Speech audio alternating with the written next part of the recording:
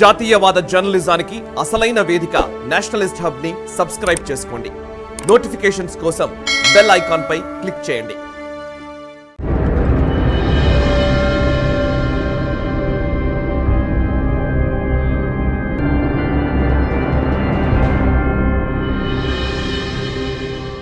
నమస్తే, welcome to దిక్సూచి కార్యక్రమానికి స్వాగతం. నేను భారతి. ఐఐటి పరీక్షలు అనగానే విద్యార్థులు ఆందోళన చెందుతూ ఉంటారు. మంచి మార్కులు సాధించేందుకు నిద్రాహారాలు మారి రేయింబవళ్లు విద్యార్థులు కష్టపడతారు.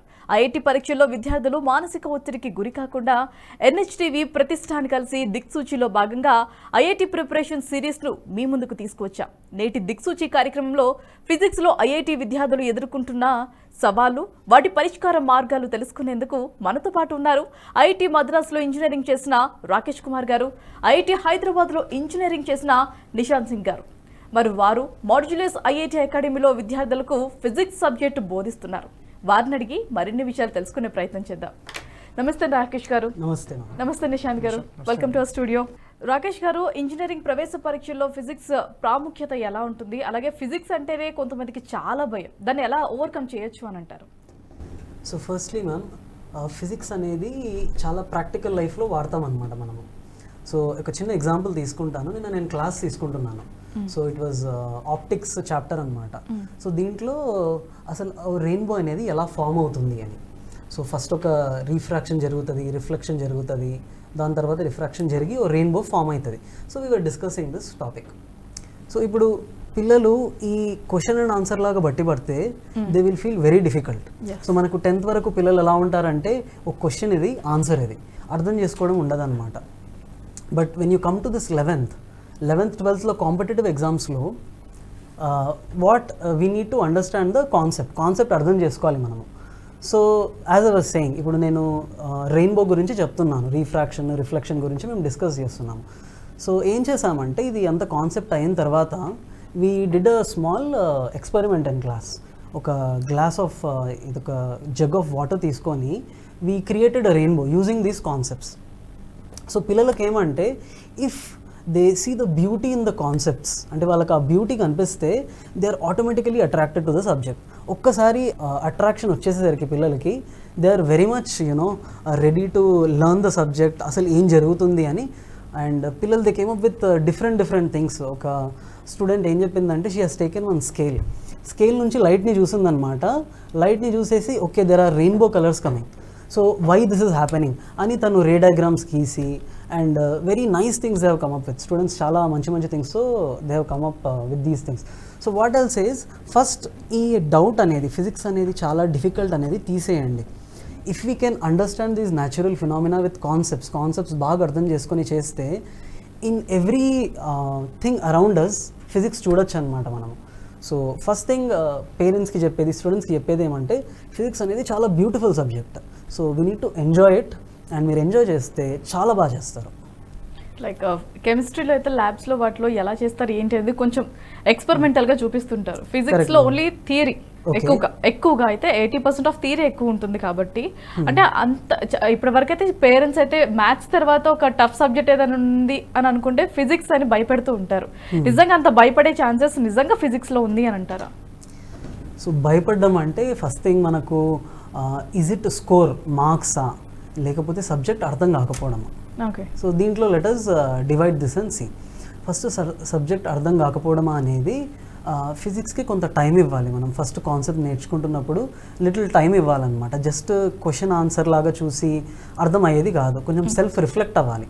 మనం ఒక్కొక్క పర్సన్ ఒకటి చెప్పాక సెల్ఫ్ రిఫ్లెక్షన్ చేయాలి, ఈ కాన్సెప్ట్ ఏంటి అనేది.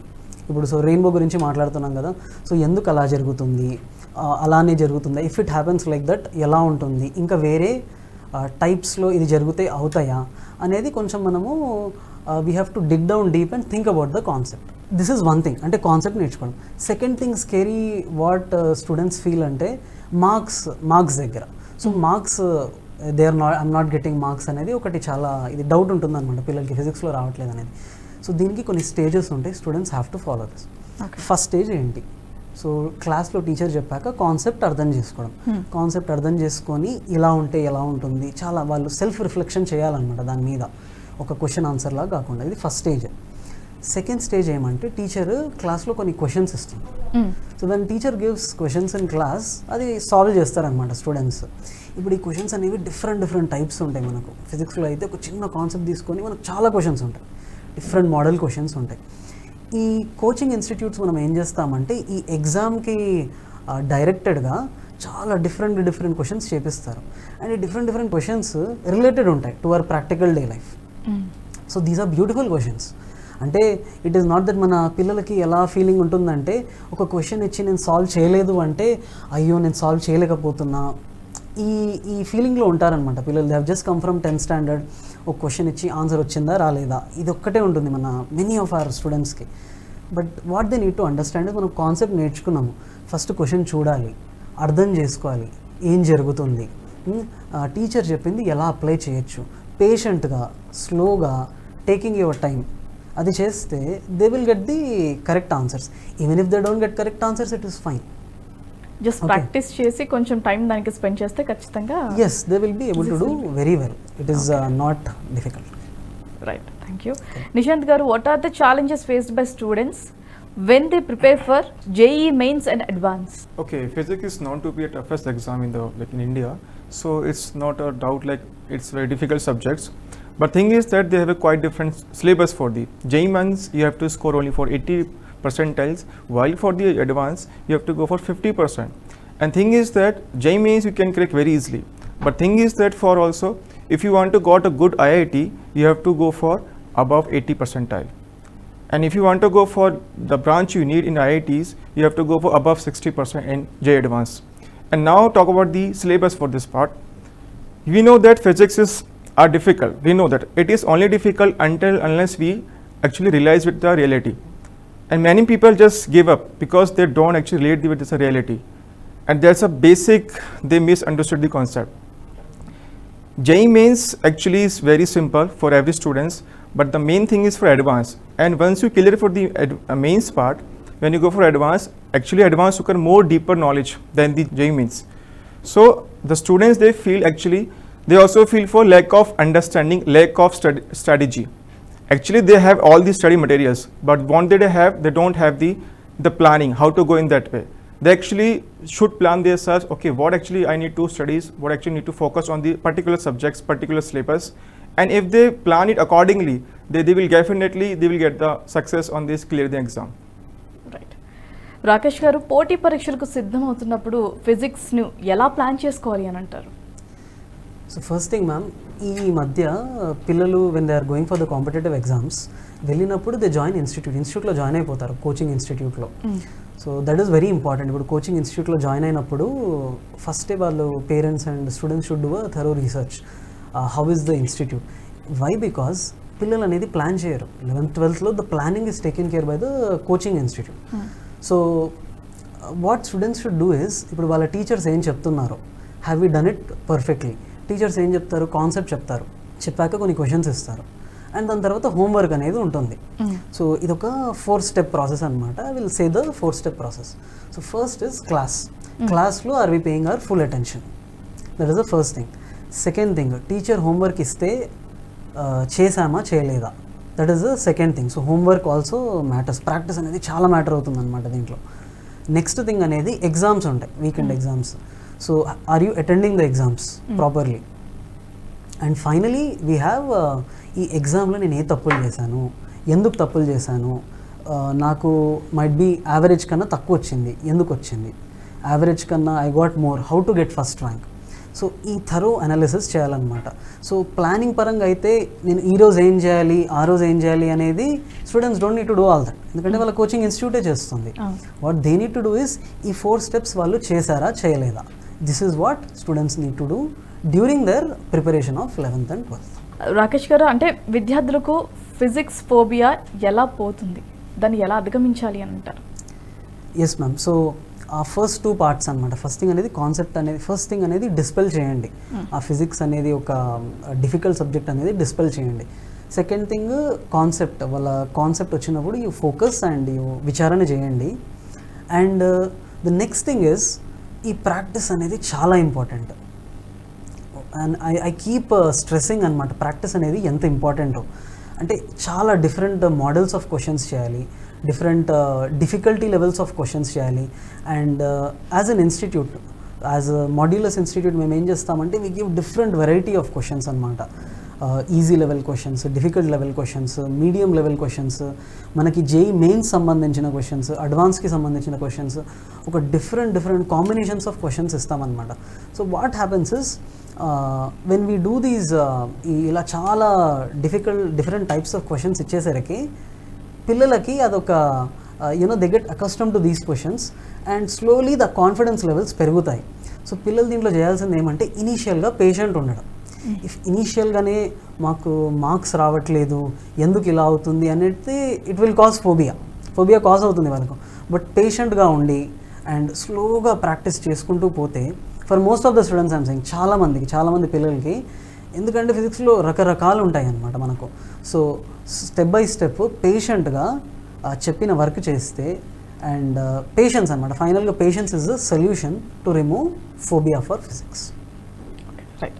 నిశాంత్ గారు, which chapter should focus to high marks in the physics? Okay, there are more chapters in physics, particularly if I talk about there is the gravitational, kinetic theory of gases, and these are like quite easy topics for students.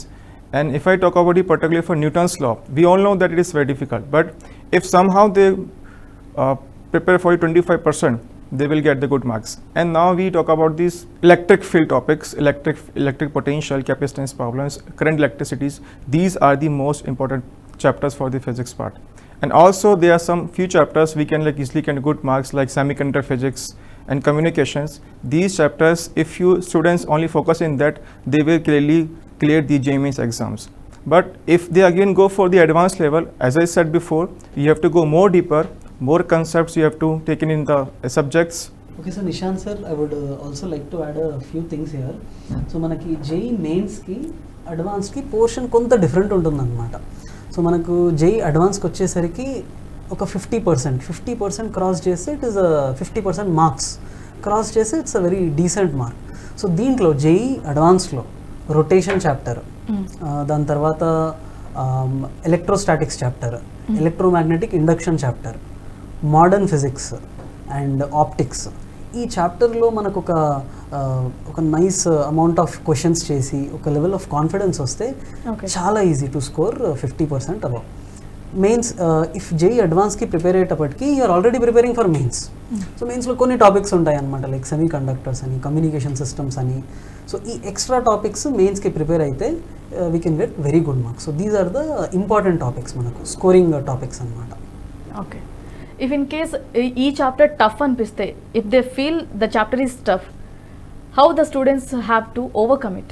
Okay, it's only by practice, physics is not to be toughest, as I said before, but you need to be consistent, you need to be practice, you have to need some patience. And while solving physics problems, actually what you need is like you have to relate with the reality. Until unless you understand with the reality, you can't solve the problems. And physics will take time, definitely will take time. It is relatively difficult from the mathematics and chemistry, we all know that. But just have some patience and keep trying it, be consistent, and eventually once you understand one problem, eventually you get the second problem, and so on. You have to go that way. So always start with the easy problem first and then go a bit harder. So please keep in track and don't lose the focus. Right. Rakesh గారు, modulus విద్యార్థులందరికీ నాణ్యమైన అభ్యాసాన్ని ఎలా అందిస్తారు? So first thing ma'am, మనము పిల్లలతో in generally what we see in students, ఒక parents will join the students, join చేశాక ఫస్ట్ టెస్ట్ అయిపోతుంది అనమాట. సో వెరీ ఫస్ట్ మనకు ఫిజిక్స్లో వెక్టర్స్ అనే చాప్టర్ ఉంటుంది.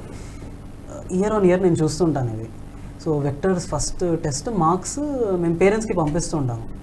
సో ఆ మార్క్స్ని చూసి పేరెంట్స్ టెన్షన్ అవుతుంటారు, అయ్యో మా పిల్లోడు ఇంత వర్క్ చేస్తున్నాడు, సో ఎందుకు తక్కువ వచ్చాయి. ఈ టెన్షన్ కొద్ది ఏమవుతుందంటే పిల్లలకు కూడా టెన్షన్ అవుతుంది. కాల్ చేస్తారు పిల్లలకి, కాల్ చేసి అయ్యో ఏమైంది నాన్న, ఫుడ్ బాగుందా, ఇది బాగుందా, ఎందుకు మార్క్స్ తక్కువ వచ్చాయని చాలా టెన్షన్ చేసేస్తారనమాట పిల్లల్ని. ఆ ఫస్ట్ సబ్జెక్ట్ అప్పుడు that student is getting adjusted to the system. అంటే ఫస్ట్ హాస్టల్కి వచ్చాడు అంటే చాలా ఇనీషియల్ కదా హాస్టల్కి వచ్చేది. So they will have to get కొంత టైం తీసుకుంటారు వాళ్ళకి అడ్జస్ట్ అవ్వడానికే. సో మాడ్యులర్స్లో మేము ఏం చేస్తామంటే పిల్లలకి చెప్తాము, ఇనీషియల్గా టైం తీసుకోండి, యూ గెట్ అడ్జస్టెడ్. వాళ్ళకు చాలా మంచి మార్క్స్ వస్తాయి, అయ్యో చాలా బాగా చేస్తున్నావు నువ్వు, చాలా తక్కువ మార్క్స్ వస్తాయి, అయ్యో అదేంది ఇలా వస్తున్నాయి, ఇది చెప్పమని మేమేం చెప్తామంటే కంప్లీట్లీ ఫైన్, మీ టైం తీసుకోండి, స్లోగా you know you will surely grow, but మీరు కన్సిస్టెన్సీ మెయింటైన్ చేయండి, ప్రిపరేషన్లో కానీ కన్సిస్టెన్సీ మెయింటైన్ చేయండి. So this is a very nice differentiator that I found in మాడ్యులస్లో మేము ఇది స్ట్రెస్ చేస్తామన్నమాట. వెంటనే స్టార్టింగ్ వచ్చేటప్పటికే స్ట్రెస్ తీసుకోండి. దీనివల్ల ఏమవుతుందంటే ఇనీషియల్గా చాలా స్ట్రెస్ తీసుకుంటారు. మనం ఫస్ట్ వెక్టర్స్ చేస్తామన్నమాట, దాని తర్వాత కైనమాటిక్స్ అని ఈ నెక్స్ట్ చాప్టర్స్లో బాగా స్ట్రెస్ తీసేసుకుంటారు పిల్లలు. స్ట్రెస్ తీసుకొని ఎండింగ్కి వచ్చేసరికి ఏమవుతుందంటే టోటల్గా వదిలేస్తారు. Like everything, they leave everything and they are not preparing properly. So what we say is time తీసుకోండి. ఇనీషియల్గా it is completely fine if you get less marks, it is taking time for you to adjust, but going forward you have to become serious and it will catch up. So ee stress free environment modulus lo create chestam annamata. This is very beneficial for students. Year on year నేను చూస్తున్నాను పిల్లలు they are very comfortable అనమాట with the thing. Their teachers don't అంటే teachers judge చేయరు, నీకు మంచి marks వచ్చినా less marks వచ్చినా వీ ఎంకరేజ్ దెమ్, పిలుస్తాం అనమాట. లెట్ అస్ సే రీసెంట్గానే so one student was getting very less marks, so he came and asked, sir, I'm getting less marks, what do we do? So first thing what I have done is ఈ 4 stages class లో are you able to understand, practice బాగుందా, test బాగుందా. So తనకి క్లాస్లో is able to understand, practice బాగుంది, test బాగుంది, test analysis కూడా చేస్తున్నారు. So what we did was తన పేపర్ తీసుకున్నాను అనమాట, తీసుకొని చూసాను question by question we went. So ఎందుకు ఈ క్వశ్చన్ తప్పండి, ఎందుకు ఈ క్వశ్చన్ రైట్ చేశారు, ఇప్పుడు ఏ టాపిక్స్ నువ్వు ప్రిపేర్ అవ్వాలి. But we do not say అయ్యో తక్కువ మార్క్స్ వచ్చాయి. సో అలా we create a very stress free environment for the student. So that is why the student becomes very comfortable. So that is what as an institute we are giving. Okay. Actually, I would like to add one point here. Yeah. The thing is that actually students they have a doubt, and when they don't see the teachers, they feel little anxious that our doubt is not cleared. Actually, in modulus, what we have study hours. Every evening we have for 2 hours is study hours. In that we stay with the students. So once they have a doubt, they come for us and their doubt is cleared. So the thing is that if teacher is available when students have doubt, so they will feel more confident in that time. So it is the best thing about the modulus. Okay. One more point ma'am here. So daily మేము classes ఇస్తామన్నమాట. So let us సే ఫిజిక్స్కి 2 hours ఇస్తాము, దాంట్లో 1 hour class ఉంటుంది, ఇంకో 1 hour we give for study hours. So that స్టూడెంట్కి ఏమైనా doubts ఉన్నా చేసినా they can ask the teacher and get it clarified there only. ఎందుకంటే టోటల్గా క్లాస్ తీసేసుకునేస్తే ఏమవుతుందంటే so might be they have some doubts, ఇప్పుడు ఆ డౌట్స్ క్లారిఫై అవ్వకుంటే నెక్స్ట్ క్లాస్కి వాళ్ళకి ప్రాబ్లం అవ్వచ్చు. So we give that time and space for them to self reflect, ఆ కాన్సెప్ట్ని సెల్ఫ్ రిఫ్లెక్ట్ చేసి. ఆబ్వియస్లీ ఖచ్చితంగా ఇలాంటి పీరియడ్స్ సెషన్స్ మనం నిర్వహించినట్టయితే వాళ్ళకి ఎటువంటి డౌట్స్ లేకుండా క్లారిఫై చేసుకోవడానికి ఒక టైం ఇచ్చినట్టు కూడా ఉంటుంది. ఎగ్జాక్ట్లీ. సో ఈ 2 థింగ్స్కి మనం ఏమంటే స్టడీ టైంకి ఇంపార్టెన్స్ ఇస్తాము, plus what you call class టైంకి, 2 ఈక్వల్ ఇంపార్టెన్స్ ఇస్తాము. Right. Nishant garu, there are 17,000 seats in IIT, but 8.5 lakh members exams అయితే అటెండ్ చేస్తున్నారు. మరి రాసిన వాళ్ళందరికీ ఏదన్నా like what you say, does this physics preparation will help in other exams in future? Exactly, hard work always paid you off. So there is no doubt whatever you have done in your 2 years, it will eventually get you anywhere. So now the thing is about the physics. Many people, every year, numerous people, students prepare for the IT exams, and everyone don't get the IT. So now what is next? They are not only IITs, there are other institutes as well. For example, if I talk about the BITS Pilani, one of my students got BITS Pilani, and when he got there, actually, he couldn't get the IT. And when he got there, actually, sir, you were right. Actually, it's not only about IITs, it's about the hard working. The concepts you teach me, it's also helping me there.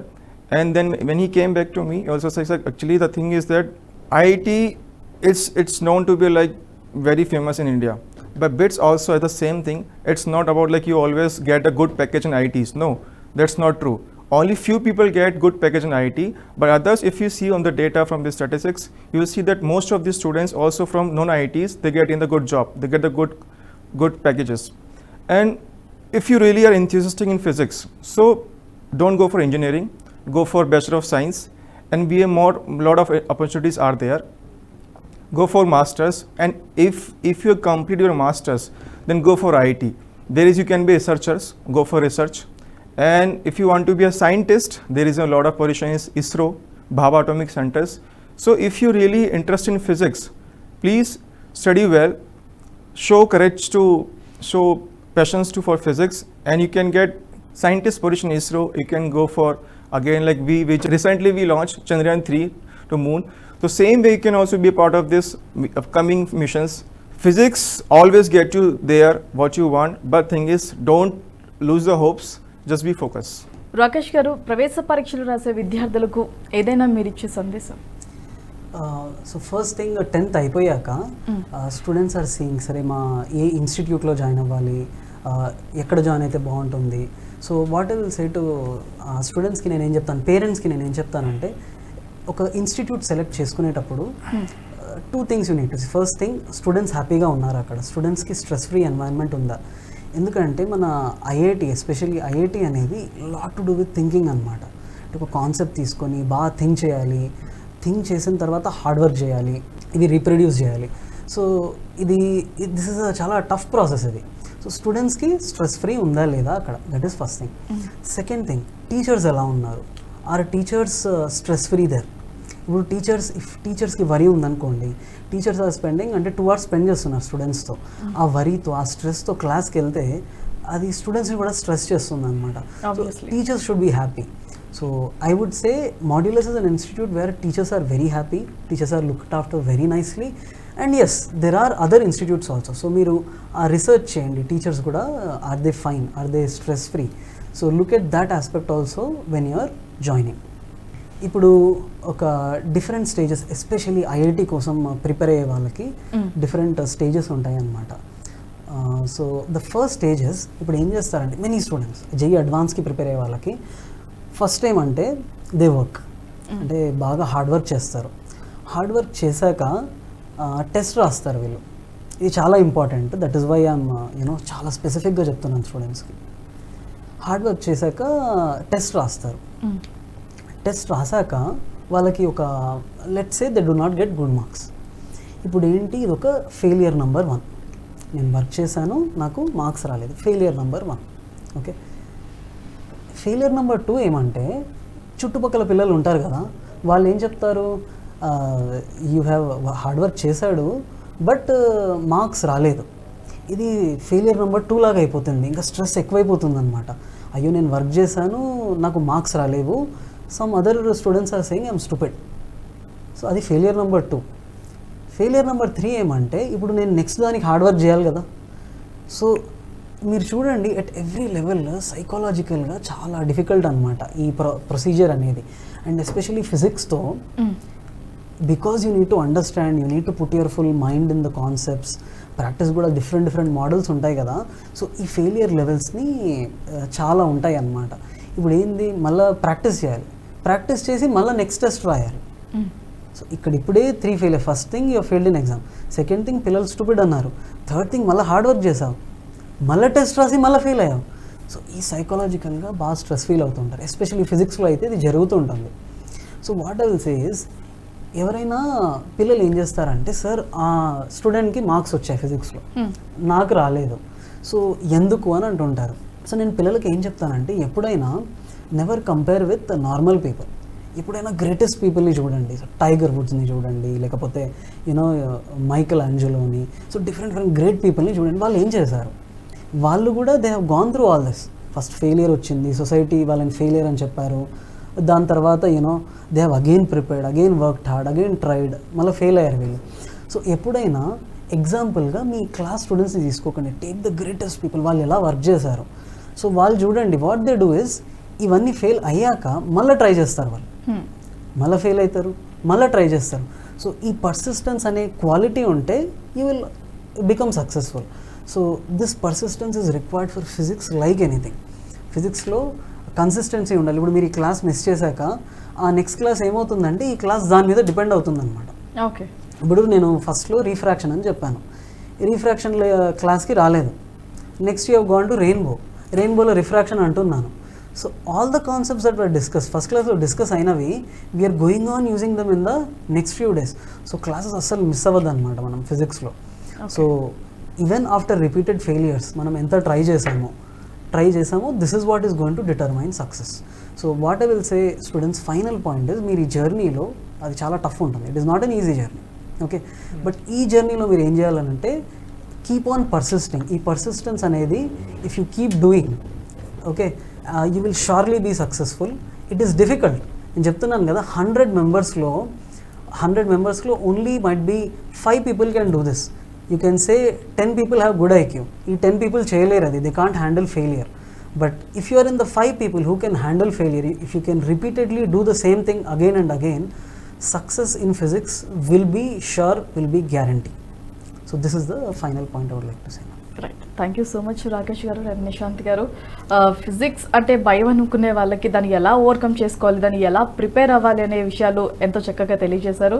So చూసారు కదా, physics అంటేనే చాలా మందికి భయం, but దాన్ని ఎలా overcome చేసుకోవాలి, ఫిజిక్స్లో ఎలాంటి ట్రిక్స్ పాటిస్తే అది సింపుల్గా మన మైండ్లోకి ఎక్కుద్ది, ఇలాంటి విషయాలు ఎన్నో మనకి తెలియజేశారు. Keep watching NHTV.